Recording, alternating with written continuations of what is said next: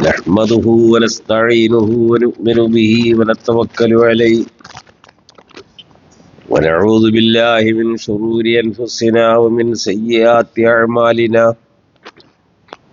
من يهده الله فلا مضل له ومن يضلله فلا هادي له أشهد أن لا إله إلا الله وحده لا شريك له وأشهد أن محمدا عبده ورسوله أرسله بالهدى ودين الحق ليظهره على الدين كله ولو كره المشركون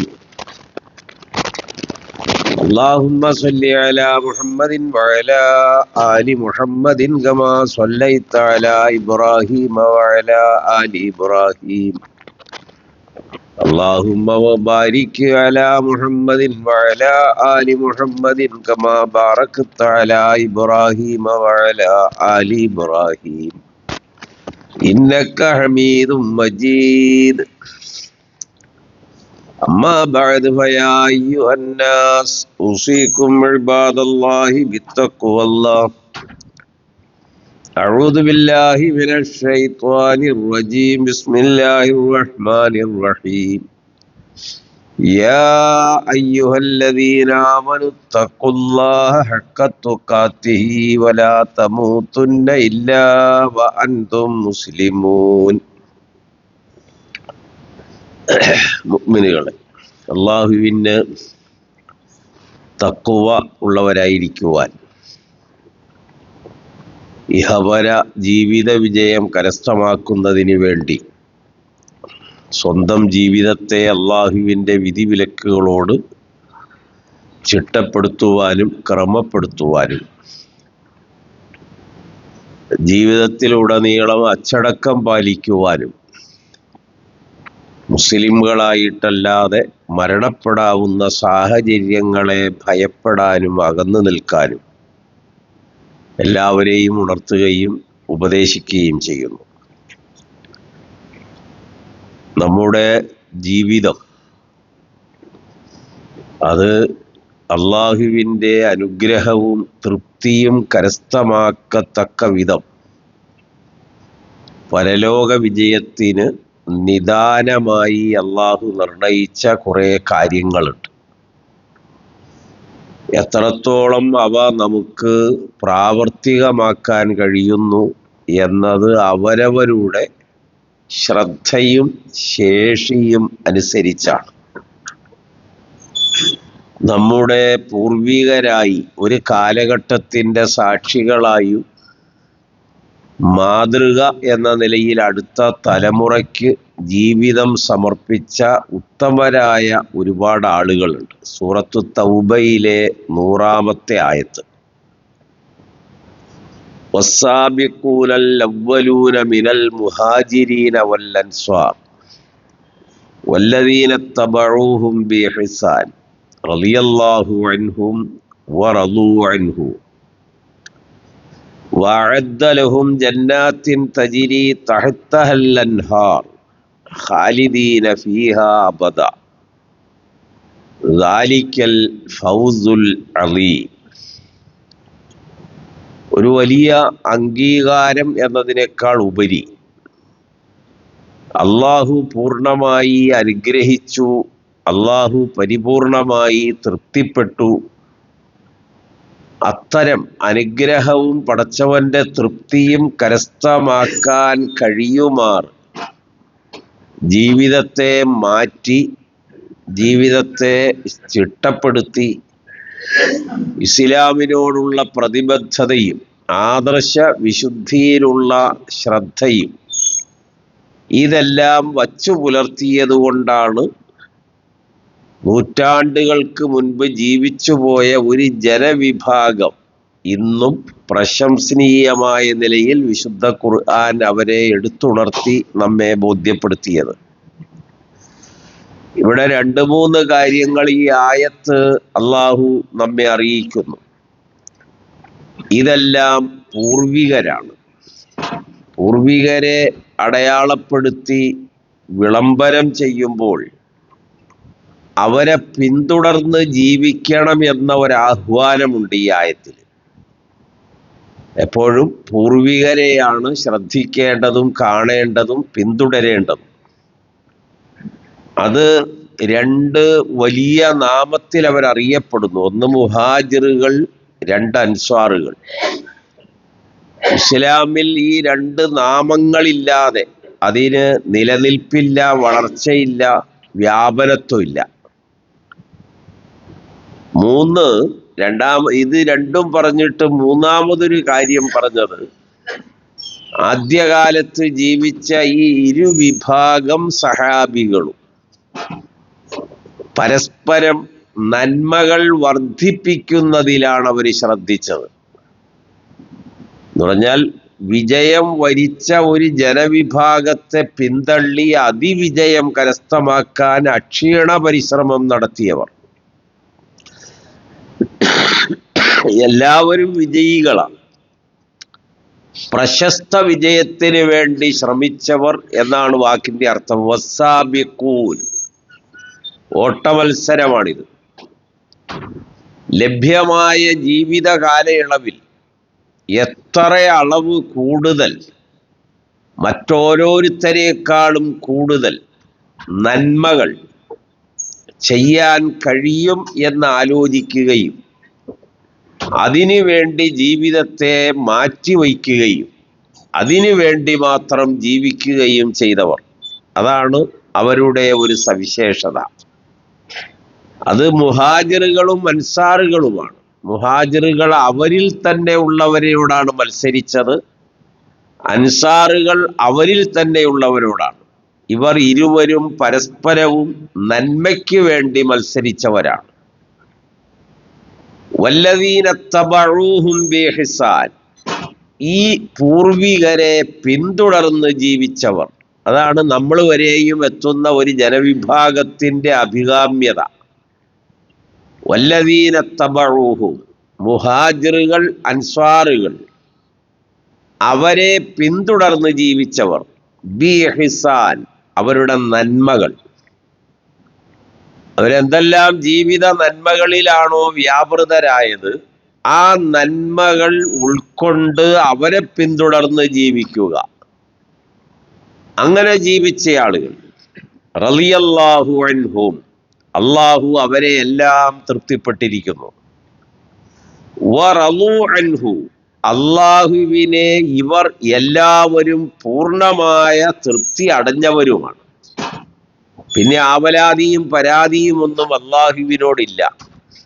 അള്ളാഹു ചെയ്ത, നൽകിയ, കൊടുത്തുകൊണ്ടിരുന്ന, ജീവിതത്തിൽ അവൻ വർദ്ധിപ്പിച്ച് നൽകിയ സ്ഥാനമാനങ്ങളും ഔന്നത്യങ്ങളും പരലോക വിജയവും സ്വർഗവും അതിനപ്പുറമുള്ള ലിഖാഉം എന്തൊക്കെയാണോ എല്ലാത്തിലും അവര് തൃപ്തരാണ് അള്ളാഹുവിൽ. ഇവരെ സംബന്ധിച്ചൊരു ന്യൂനത എടുത്തു പറയാനില്ലാത്തവരാകയാൽ അള്ളാഹു അവരെ തൃപ്തിപ്പെടുകയും ചെയ്തിരിക്കുന്നു എന്നതാണ് ഈ ആയത്ത് ബോധ്യപ്പെടുത്തിയത്. വഅദ്ദ ലഹും, ഈ ഇരുവിഭാഗത്തിന് മാത്രമല്ല അവരെ പിന്തുടർന്ന് ജീവിക്കുന്നവർക്കും അള്ളാഹു ഒരുക്കി വച്ചിരിക്കുന്നു. ജന്നാത്തിൻ തജിരി, ഒഴുകുന്ന പുഴകൾ, തഹ്തഹൽ അൻഹാറാണ്, ഖാലിദീന ഫീഹാ അബദ, അതിൽ അവർ നിത്യവും വസിക്കും. ദാലിക്കൽ ഫൗസുൽ അളീം, അതാണ് യഥാർത്ഥത്തിലെ വിജയം. ഇതാണ് സൂറത്ത് തൗബയിലെ ഈ ആയത്ത് ബോധ്യപ്പെടുത്തിയത്. നബി സല്ലല്ലാഹു അലൈഹി വസല്ലമ ഈ ജനവിഭാഗത്തെ അടയാളപ്പെടുത്തി, സാക്ഷ്യപ്പെടുത്തി, പിൻതലമുറയ്ക്ക് മാതൃകയാണെന്ന് പഠിപ്പിച്ചിട്ട് ഇനി ഉണ്ടാകുന്ന ചില അനർത്ഥതകളെ വിവരിക്കുന്നുണ്ട്. ഇമാം മുസ്ലിം ഉദ്ധരിക്കുന്ന ഒരു ഹദീസ്, മാമിൻ നബിയിൻ, ഒരു നബിയും കഴിഞ്ഞു പോയിട്ടില്ല, ബഅസഹുല്ലാഹു ഫീ ഉമ്മത്തിൻ ഖബലി, എനിക്ക് മുൻപ് വന്ന ഏതൊരു സമൂഹമാണോ ആ സമൂഹത്തിലേക്ക് നിയോഗിച്ച ഏതൊരു പ്രവാചകനും കഴിഞ്ഞു പോയിട്ടില്ല. ഇല്ലാ കാന ലഹു മിൻ ഉമ്മത്തിഹി ഹവാരിയൂൻ, ആ അമ്പിയാക്കന്മാർക്ക് അവരുടെ ഉമ്മത്തുകളിൽ നിന്ന് പരിപൂർണമായ ഏറ്റവും സവിശേഷമായി ഇപ്പൊ നമ്മളെ ഏറ്റവും ഔന്നത്യം പ്രാപിച്ച മുഹാജിറുകൾ നിസാറുകളെ പറഞ്ഞു. ഇതുപോലെ തന്നെ ആ ഓരോ നബിമാർക്കും ഹവാരിയുകൾ ഉണ്ടാവും. 2 വഅസ്ഹാബുൻ യഖുദൂന ബിസുന്നത്തിഹി, ആ നബിയുടെ ആജ്ഞയും ചര്യയും അംഗീകാരവും ഇഷ്ടവും താല്പര്യവും അനുസരിച്ച് പിന്തുടരുന്ന സഖാക്കളും ഉണ്ടാവും. രണ്ടാമത് അവരാണ് ഹവാരിയുകൾ. കഴിഞ്ഞാൽ പിന്നെ ആ നബി ഏത് നബിയാണോ ആ നബിയെ അക്ഷരാർത്ഥത്തിൽ ആ നബിയെ പഠിച്ച് ആ നബിയെ പിന്തുടരുന്ന ജനങ്ങൾ ഉണ്ടാവും. സുമ്മ ഇന്നഹാ തഖുലുഫു മിൻ ബഅദിഹിം ഖുലൂഫ്, പിന്നെ വരുന്ന അപജയം തലമുറകൾ മാറുമ്പോഴാണ്. ആ നബിയുടെ കാലം, അതിൻ്റെ തൊട്ടടുത്ത കാലം, അതിൻ്റെ തൊട്ടടുത്ത കാലമാകുമ്പോഴേക്കും 3ാമത്തെ തലമുറ വരും. നബി സല്ലല്ലാഹു അലൈഹി വസല്ലമയുടെ ഉമ്മത്തുകളുടെ ഈ അപജയം സംഭവിക്കുന്നത് 3ാമത്തെ തലമുറ മുതലാണ്. അപ്പൊ തലമുറകൾ മാറുമ്പോൾ കഴിഞ്ഞ കാലഘട്ടത്തെ കണ്ട് മനസ്സിലാക്കി അനുഭവിച്ച പ്രായമുള്ള തലമുറകൾ ജീവിതത്തിൽ അർത്ഥം ഉൾക്കൊണ്ടവരും ഇരുത്തം വന്നവരും കാര്യകാരണങ്ങളെ ബോധ്യം വന്ന് മനസ്സിലാക്കി ജീവിക്കുന്നവരും ഒക്കെ ആയിരിക്കും. ഒരു അവധാനത ഉണ്ടാവും അവർക്ക്. ഒരു ജീവിത കാര്യത്തിലും അമിതത്വം ഉണ്ടാവില്ല, തീവ്രത ഉണ്ടാകില്ല, നാശനഷ്ടങ്ങൾ ഉണ്ടാക്കുകയില്ല, ദീനിനെ അവർ നിസ്സാരമായി കാണുകയില്ല. അതാണ് ആ പൂർവ്വ തലമുറയുടെ ഒരു പ്രത്യേകത. എന്നാൽ തലമുറ മാറി വരുമ്പോൾ അഭിരുചികൾ മാറുന്നു എന്നാണ്. അതനുസരിച്ച് ജീവിത രീതി മാറും, കാലങ്ങൾ മാറും, അതുപോലെ മനുഷ്യരുടെ ജീവിത സൗകര്യങ്ങളുടെ വ്യാപനത്വം വളരെ ലളിതമായി ലഭ്യമാക്കാവുന്ന രൂപത്തിൽ മാറും. അപ്പൊ വീട് നിർമ്മാണം, വാഹനം, വിദ്യാഭ്യാസം, ജോലി, വരുമാനം, വിവാഹം, വിവാഹാനന്തര ജീവിതങ്ങൾ, ഇതിലെല്ലാം വലിയ മാറ്റങ്ങൾ വരും. ഇതൊരു സ്വാഭാവികമാണ് തലമുറകൾ മാറുമ്പോൾ. ആ മാറ്റങ്ങൾക്ക് ഉപോത്ബലകമായി ശക്തി പകരുന്ന ഒരു ഘടകം വിശുദ്ധ ഖുർആൻ സൂറത്ത് മറിയമിൽ അത് എടുത്തു പറഞ്ഞിട്ടുണ്ട്. ഫഖലഫ മിൻ ബഅദിഹിം ഖൽഫ്, തലമുറകൾ അവർക്ക് ശേഷം വരുന്ന ഒരു തലമുറ. അപ്പൊ ഈസാ നബി അലൈഹി സ്വലാമിന്റെ ഒരു ജനതയെ പ്രതിപാദിക്കുന്നിടത്താണ് അല്ലാഹു സ്വലാത്ത്, നമസ്കാരം പ്രയോജനപ്പെടുത്താതിരിക്കും എന്ന് പറഞ്ഞാൽ പാഴാക്കി കളയും. അതിൻ്റെ ഉപകാരം, അത് എന്തൊരു സിദ്ധിയാണോ നമസ്കാരം വ്യക്തിയിൽ വരുത്തേണ്ടത് അത് ആ വ്യക്തിയിൽ ഉണ്ടാവില്ല, നമസ്കാരം ഉണ്ടാവും. അത് ഹുദൈഫ റളിയല്ലാഹു അൻഹുവിൽ നിന്ന് ഇമാം ബുഖാരിയും മുസ്ലിമും ഉദ്ധരിച്ചൊരു ഹദീസ് പറഞ്ഞാലേ അത് മനസ്സിലാവും. ഈ നമസ്കാരം പാഴാക്കുക എന്ന് പറഞ്ഞാൽ നമസ്കാരം ഒഴിവാക്കലോ നമസ്കരിക്കണ്ട എന്ന് തീരുമാനിക്കലോ ഒന്നുമല്ല. അവര് നമസ്കരിക്കുന്നവർ തന്നെയായിരിക്കും. അപ്പൊ ഹുദൈഫ റളിയല്ലാഹു അൻഹു നബിയോട് ചോദിച്ചത്, അദ്ദേഹം പറയുന്നു, ബുഖാരിയും മുസ്ലിമും ഉദ്ധരിച്ച ഹദീസ്, എല്ലാ സഹാബികളും നബിയോട് ചോദിച്ചത് നന്മകളെ കുറിച്ചാണ്. ഞാൻ നബിയോട് അന്വേഷിച്ചത് തിന്മകളെ കുറിച്ചാണ്. എല്ലാവരും ചോദിക്കുന്നത് ഖൈറിനെ കുറിച്ചാണ്, ഞാൻ ഷർറിനെ കുറിച്ചാണ് ചോദിച്ചത്. എന്താ ഞാൻ ഷർറിനെ കുറിച്ച് ചോദിക്കാൻ കാരണം? അതിൽ ഞാൻ ചെന്ന് പെടാതിരിക്കാനാണ്. ഖൈറ് സ്വാഭാവികമായി എല്ലാ കുടുംബത്തിനും എല്ലാ ജനതയ്ക്കും എല്ലാ തലമുറയ്ക്കും അറിയാം. നന്മ ഏതാണ്, ഹലാൽ ഏതാണ്, വിജയം ഏതാണ്, ഇതൊക്കെ അറിയാം. പക്ഷെ ഷർറിനെ കുറിച്ച് അന്വേഷിച്ചത് എന്തിനെന്ന് ചോദിച്ചാൽ അതിൽ ഞാൻ അകപ്പെടാതിരിക്കണമെങ്കിൽ ആ ഷർറ് ഞാൻ അറിയണം. ഉമർ റളിയല്ലാഹു അൻഹുവിന്റെ ഒരു പ്രസിദ്ധമായ വാചകമുണ്ട്, ഇദാലം യഅരിഫ്, ഒരാൾ അറിയുന്നില്ല ജാഹിലിയത്ത് എന്ന് പറഞ്ഞാൽ ഈ ദീനിലെ ജനങ്ങൾ ഇപ്പോൾ സ്ഫുടം ചെയ്ത് വിശുദ്ധരായ നിലയിൽ വന്നു ചേർന്നത് ഒരുപാട് പൂർവകാല ജാഹിലിയത്തുകൾ ഒഴിവാക്കിയിട്ടാണ്. ഇതിൽ അവിശ്വാസമുണ്ട്, അനാചാരമുണ്ട്, അതിക്രമമുണ്ട്, എല്ലാ തോന്നിവാസങ്ങളുണ്ട്. ഇതെല്ലാം ഒഴിവാക്കിയിട്ടാണ് ഇവർ ഇങ്ങനെ ആയത്. ഇപ്പോൾ അവരെയാണ് നേരത്തെ അള്ളാഹു അറിയിച്ചത്. പക്ഷെ അത് എങ്ങനെ എന്തൊക്കെ എന്ന് അറിഞ്ഞില്ലെങ്കിൽ ഇസ്ലാമിൻ്റെ ഇഴകൾ അകന്നകന്നു പോകും. ഇതറിയാത്ത ഒരു ജനത കടന്നു വരുമ്പോൾ ഇസ്ലാമിന്റെ ഇഴകൾ, ഒരു തോർത്തുമുണ്ടാണെങ്കിൽ അതിന്റെ ഇഴകൾ അകന്നകന്ന് വലിഞ്ഞ് ഓരോന്നോരോന്ന് അതിൽ നിന്ന് നഷ്ടപ്പെട്ടു പോയിക്കൊണ്ടിരിക്കും. അതുകൊണ്ടാണ് നമ്മൾ പൂർവകാലത്ത് ജാഹിലിയത്ത് പഠിപ്പിക്കണം, അതറിയണം ഒരാൾ. ഇന്നും കോടതി പറഞ്ഞത് ആചാരമാണ് മതത്തിന്റെ അടിസ്ഥാനം എന്നാണ്. അത് അനാചാരങ്ങളുണ്ട്, ആചാരങ്ങളുണ്ട്, വളരെ ഹിംസാത്മകമായ ആചാരങ്ങളുണ്ട്, വളരെ മോശമായത്, ഒരാളോടും പറയാൻ പറ്റാത്ത തരത്തിലുള്ളത്. പക്ഷെ അതാണ് മതം എന്ന നിലയിൽ വരും. അപ്പൊ നമ്മൾ പറഞ്ഞു വരുന്ന വിഷയം അതല്ല. ഞാൻ ഷർറിനെ കുറിച്ച് ചോദിച്ചു. അപ്പൊ ഹൈറിന് ശേഷം ഷർറ് വരും, ഷർറായ കാര്യങ്ങൾക്ക് ശേഷം ഹൈറ് വരില്ലേ? നബി പറഞ്ഞു അതെ, അങ്ങനെയൊക്കെ വരും. എന്നിട്ട് ഞാൻ ചോദിച്ചു. അപ്പൊ റസൂലുള്ള പറയുകയാണ് വ ഫീഹി ദഖൽ, പക്ഷേ പിന്നീട് വരുമ്പോൾ അതിൽ കലർപ്പുകൾ ഉണ്ടാവും. ഷർറിന് ശേഷം ഹൈറ് വരും, ആ ഹൈറായ ഒരു കാലഘട്ടത്തിൽ അതിൽ കലർപ്പുകൾ ഉണ്ടാവും. എന്താ ഈ കലർപ്പുകൾ വരും എന്ന് പറയാൻ കാരണം? ഖാല ഖൗമുൻ യഹ്ദൂന ബിഗൈരി ഹുദാ, നമ്മുടെ ഈ മാർഗമല്ലാതെ ഒരു ജനത വേറെ ചര്യകളും ജീവിതങ്ങളും ഒക്കെ അവലംബിച്ച് ജീവിക്കും. അപ്പൊ നിലവിൽ ആളുകൾക്ക് തോന്നുമ്പോൾ അതൊരു ഇസ്ലാമിക സമൂഹമാണെന്ന് തോന്നും. അതാണ് ഷർറായ കാര്യത്തിന് ശേഷം വരുന്ന ഹൈറിനെ കുറിച്ചുള്ള ഒരു ഉണർവ. തഅരിഫു മിൻഹും വതുൻകിറു, അവരിൽ നന്മയുണ്ടാവും തിന്മയുണ്ടാവും, ഇത് രണ്ടും കലർന്ന ഒരു ജനതയാണ്. ഹും മിൻ ജലദത്തിന, അത് നമ്മുടെ വർഗത്തിൽ നിന്ന് തന്നെയാ വരിക. നമ്മുടെ ഇതേ തൊലിയും ആകാരവും ഇതേ മനുഷ്യ സമൂഹത്തിൽ നിന്നാണ് രൂപപ്പെടുക. വയതകല്ലമൂന ബി അൽസിനത്തിന, നമ്മുടെ നാവ് തന്നെയാണ് അവരും സംസാരിക്കുക.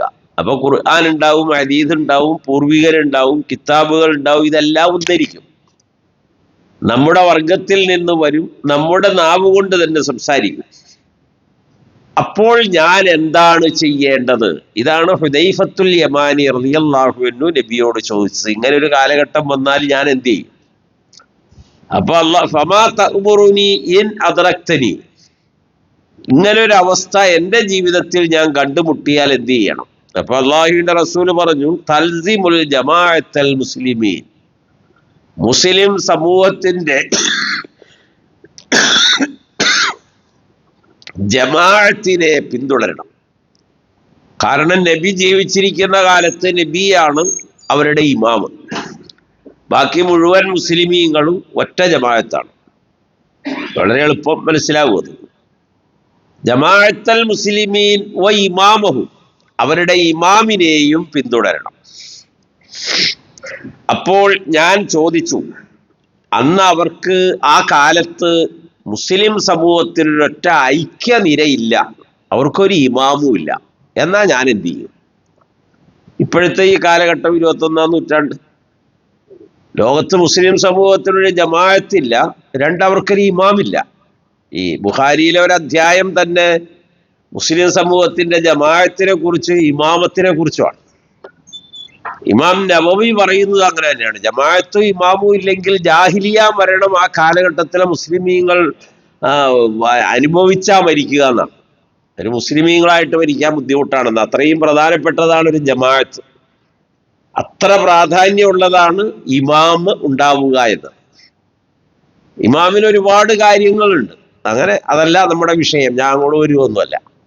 അപ്പൊ എന്തായാലും അങ്ങനെയാണ് പിന്തുടർന്ന് ജീവിക്കേണ്ടത്. അപ്പൊ ഇദ്ദേഹം ചോദിച്ചു, ഇത് രണ്ടും ഇല്ലെങ്കിൽ ഞാൻ എന്ത് ചെയ്യും? അപ്പൊ അള്ളാഹുവിന്റെ റസൂല് പറഞ്ഞു ഫഅ്തസിൽ തിൽക്കൽ ഫിർഖ കുല്ലഹ, അത്തരം ഒരു കാലഘട്ടത്തിൽ എല്ലാ കക്ഷിത്വങ്ങളെയും നീ വെടിയുക. നീ അതിൽ നിന്നൊക്കെ സ്വതന്ത്രനാകണം. ജമാഅത്തില്ല, ഇമാമില്ല, അങ്ങനെ വന്നാൽ എല്ലാത്തിൽ നിന്നും നാം അകലം പാലിക്കണം, നാം അത് ഒഴിവാക്കണം. എന്നിട്ട് വലൗ അൻ തഉല്ല ബി അസ്ലി ഷജറ, ഒരു വലിയ വൃക്ഷത്തിന്റെ മൂലം, അതിന്റെ അടിയിലുള്ള അടിഭാഗം, അത് വളരെ പ്രയാസമാണ് കടിച്ചു പിടിക്കുക എന്ന് പറഞ്ഞാൽ. അങ്ങനെ വേണ്ടി വന്നാലും ഹത്താ തുദരിക്കൽ മൗത്ത്, നീ മരിക്കുന്നത് വരെ ഒന്നിനോടും യാതൊരുവിധ സാമീപ്യവും ഇല്ലാതെ സ്വന്തമായി ദീൻ സംരക്ഷിച്ച് ജീവിക്കുക. ഇതാണ് ഹുദൈഫ റളിയല്ലാഹു അൻഹുവിന്റെ ഈ ചോദ്യത്തിന്റെ ഉത്തരം. ബുഖാരിയിലും മുസ്ലിമിലും ഹദീസ് രേഖപ്പെടുത്തിയിരിക്കുന്നു. വളരെ വിശാലമായ അർത്ഥതലങ്ങൾ വിവരിച്ചിട്ടുണ്ട് ഈ രണ്ട് ഹദീസിന്റെയും ഷറഹുകളിൽ. ഞാൻ പറഞ്ഞു വന്നത്, അല്ലാഹു സ്വലാത്ത, നമസ്കാരം ഒഴിവാക്കും, നമ്മുടെ ജിൽദിൽപ്പെട്ടവരാണ്, നമ്മുടെ നാവ് തന്നെയാണ് സംസാരിക്കുക എന്നൊക്കെ ഈ ഹദീസിൽ പറഞ്ഞല്ലോ. ഈ അവസ്ഥ വരും, വലിയ വായിട്ട് സംസാരിക്കും. വത്തബഉ ശഹവാത്ത്, ഓരോരുത്തരുടെയും താല്പര്യങ്ങൾ പിന്തുടരും. ഓരോരുത്തരുടെയും താല്പര്യമാണ്. ഇന്ന് ലോകത്ത് മുസ്ലിം സമൂഹത്തെ എടുത്തു നോക്കിയാലും രാഷ്ട്രീയ, സാമൂഹിക, സാംസ്കാരിക ഏത് മേഖല എടുത്താലും അവിടെയെല്ലാം ഓരോരുത്തരുടെ താല്പര്യം അടിച്ചേൽപ്പിക്കലോ സംരക്ഷിക്കലോ ആണ്. താല്പര്യം സംരക്ഷിക്കണം, അത് നിങ്ങൾ അംഗീകരിക്കണം. അതിനെതിരായൊരു താല്പര്യം ഉണ്ടാകാൻ പാടില്ല എന്നാണ്. അങ്ങനെയുള്ള അത്ര ധാർഷ്ട്യതയിലില്ല സംസാരം. ഇപ്പൊ ഈ രാഷ്ട്രീയ രംഗത്തും അങ്ങനെയല്ലായിരുന്നു. ഞങ്ങൾ പറയുന്നത് കേട്ടോളണം, അതിനപ്പുറം വേറൊന്നില്ല എന്നാണ്. അവർ നരകത്തിൽ പ്രവേശിക്കുന്നവരാണ്. ഇതാണ് സൂറത്ത് മറിയമിൽ അറിയിച്ചൊരു വാക്ക്. അപ്പൊ മനുഷ്യരെ സംബന്ധിച്ച് തലമുറകൾ മാറുമ്പോൾ വലിയ വ്യത്യാസം. എന്തൊക്കെയാണ് ആ വ്യത്യാസം? അതാണ് ഇമാം മുസ്ലിം രേഖപ്പെടുത്തുന്ന ഹദീസ്, യഫ്അലൂന മാ ലാ യുഅ്മറൂൻ. ഇസ്ലാമിൽ ശാസനയില്ലാത്ത, കൽപ്പനയില്ലാത്ത കാര്യങ്ങൾ അവർ വളരെ കൃത്യമായിട്ട് ചെയ്യും. യഫ്അലൂന മാ ലാ യുഅ്മറൂൻ, പറയാത്ത കാര്യങ്ങളാണ് ചെയ്യുക. വയുഅ്മറൂന മാ ലാ യഫ്അലൂൻ യഖൂലൂന മാ ലാ യഫ്അലൂൻ, അവര് ജീവിതത്തിൽ ചെയ്യാത്ത കാര്യം അവർ പറഞ്ഞുകൊണ്ട് നടക്കും. വലിയ ഗംഭീരമായ പ്രസംഗമായിരിക്കും, അതിന് 100 മാർക്ക് ഇടാൻ കഴിയും ആ രൂപത്തിലാണ്. പക്ഷെ അവരുടെ ജീവിതത്തിൽ അത് ഉണ്ടാവില്ല. അതാണ് തമ്മിലുള്ള വ്യത്യാസം. എന്നിട്ട് അല്ലാഹുവിന്റെ റസൂല് പറഞ്ഞു, ഫമൻ ജാഹദഹും ബിയദിഹി ഫഹുവ മുഅ്മിൻ. അവരോടാണ് നമ്മൾ പ്രതികരിക്കേണ്ടത്, സമരം ചെയ്യേണ്ടത്. അവർക്കെതിരിലാണ് നവോത്ഥാന ശ്രമങ്ങൾ നടക്കേണ്ടത്. അത് കഴിവുകൾ ഉപയോഗിച്ച് വേണം. ശക്തി, കഴിവ്, തൻ്റെ ഇടം, എന്തെല്ലാം രൂപത്തിൽ അതിനെ പ്രതികരിക്കാനും പ്രതിരോധിക്കാനുമുള്ള കഴിവുകൾ ഉണ്ടാക്കാമോ ആ കഴിവുകളെല്ലാം ഉണ്ടാക്കണം. ഫമൻ ജാഹദഹും ബിയദിഹി, കഴിവുകളാണ്. ഫഹുവ മുഅ്മിനുൻ, അവൻ മുഅ്മിനാണ്. വമൻ ജാഹദഹും ബിലിസാനിഹി, അവരോട് നിങ്ങളുടെ നാവുകൊണ്ടാണ്. ഇന്ന് അർത്ഥം പറയുകയാണെങ്കിൽ കുറച്ചുകൂടെ എളുപ്പവും വ്യക്തവുമായി പറയാൻ പറ്റും. അച്ചടി മാധ്യമങ്ങൾ മുഴുവൻ, പുസ്തകങ്ങൾ മുതൽ, പീരിയോഡിക്കൽ മുതൽ, മന്ത്ലി മുതൽ, അങ്ങനെ ഇറങ്ങുന്ന എല്ലാ മാസികകളും, എല്ലാ വീക്കിലികളും, എല്ലാ സോഷ്യൽ മീഡിയ പ്ലാറ്റ്ഫോമുകളും ഓരോരുത്തരുടെ ഇഷ്ടാനുസരിച്ചാണല്ലോ ലൈക്ക് കിട്ടാൻ പറ്റും. ഏത് വഴിയിലാണോ നിങ്ങൾക്ക് ഈ തിന്മയെ പ്രതിരോധിക്കാൻ കഴിയുക, അങ്ങനെ നിങ്ങൾ ചെയ്യണം. ഒമൻ ജാഹദഹും ബി കൽബിഹി, ഇനി അതിന് കഴിഞ്ഞില്ലെങ്കിൽ കൽബ് കൊണ്ട്, ഹൃദയം കൊണ്ട്, മനസ്സുകൊണ്ട്, നിശ്ചയദാർഢ്യത്തിൽ അവയെ പ്രതിരോധിക്കാനുള്ള നടപടികൾ നിങ്ങൾ സ്വീകരിക്കണം. എന്താ കാരണം? വലൈസ വറാഅ ദാലിക ഹബ്ബത്തു ഖർദലിൻ മിനൽ ഈമാൻ. വലൈസ വറാഅ ദാലിക, ഈ 3 വഴിയല്ലാതെ അതിനപ്പുറമില്ല. മിനൽ ഈമാനി, വിശ്വാസം. ഹബ്ബത്തു ഖർദൽ, ഒരു ഈത്തപ്പനയുടെ കുരുവിന്റെ അത്രം പോലും ഭാരമുള്ള ഈമാൻ ഉണ്ടാവില്ല. അതുകൊണ്ട് നിങ്ങൾ അങ്ങനെയാണ് ചെയ്യേണ്ടത്. നബി സല്ലല്ലാഹു അലൈഹി വസല്ലമയുടെ ഒരു ഹദീസ് കൂടി ഈ വിഷയത്തിൽ പറഞ്ഞാൽ ഏതാണ്ട് നമുക്കതിൻ്റെ ഒരു തുക ലഭിക്കും. അപ്പൊ നമ്മൾ തുടങ്ങിയത് സൂറത്ത് തൗബയിൽ നിന്നാണ്. നമ്മുടെ പൂർവികർ മുഹാജിറുകളും അൻസാറുകളും നന്മകൾക്ക് വേണ്ടിയും ജീവിത വിശുദ്ധിക്ക് വേണ്ടിയും പരസ്പരം മത്സരിച്ച് വിജയിച്ചവരെ പുറന്തള്ളി പ്രശസ്ത വിജയം കരസ്ഥമാക്കിയവരാണ്. പിന്നീട് വന്ന ഒരു ജനത തലമുറയുടെ മാറ്റം മാത്രമേ ഉണ്ടായുള്ളൂ. പക്ഷെ അവരിലാണ് എല്ലാ അധപ്പതനവും വ്യതിയാനവും സംഭവിച്ചത്. അത് ഹുദൈഫ റളിയല്ലാഹു അൻഹു വിവരിക്കുകയുണ്ടായി. അവസാനം നബി സല്ലല്ലാഹു അലൈഹി വസല്ലമ പറഞ്ഞത്, അത് ഖന്തക്കിലാണ് ഈ സംഭവം പറയുന്നത്. കിടങ്ങു ഒഴിക്കുന്ന സ്ഥലത്ത് നബി ഇരുന്ന് താമസിച്ചിരുന്ന ഒരു സ്ഥലമുണ്ട്. ഒരു ചെറിയൊരു ഹൈമയൊക്കെ കെട്ടി. അവിടെ മസ്ജിദുൽ ഫത്തഹ് എന്ന പേരിലാണ് ആ പള്ളി ഇപ്പോൾ ഉള്ളത്. മദീനയിൽ ഖന്തക്കിലാണ്. അപ്പൊ നബി അവിടെ 13 ദിവസക്കാലം ഉണ്ടായി. ഖന്തക്ക് നടക്കുന്നതും അത്രയും തന്നെ ദിവസമാണ്. അപ്പൊ അവിടെ റസൂലുള്ള പറഞ്ഞത് സഅൽതു റബ്ബി, ഞാൻ എൻ്റെ റബ്ബിനോട് പ്രാർത്ഥിച്ചുകൊണ്ടിരുന്നു 3 കാര്യം. അൻ സലാസിൻ, 3 കാര്യമാണ് ഞാൻ ചോദിച്ചത്.